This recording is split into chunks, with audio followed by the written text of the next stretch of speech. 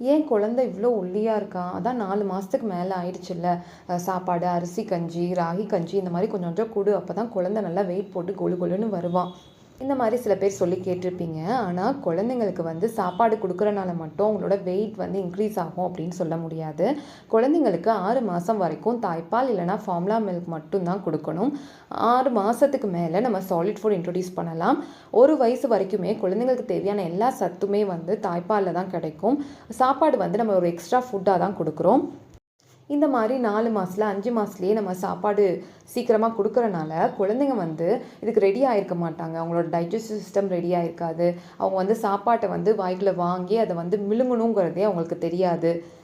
So, இதனால குழந்தை தான் வந்து கஷ்டப்படும். அண்ட் அது அவங்களுக்கு தேவையான சத்து வந்து சரியா போய் சேராம, குழந்தைங்க இன்னும் வீக் தான் ஆவாங்களே தவிர, குழந்தைங்களோட வெயிட் கெயின் வந்து இன்க்ரீஸ் ஆகும்னு நம்ம வந்து கேரண்டி குடுக்க முடியாது.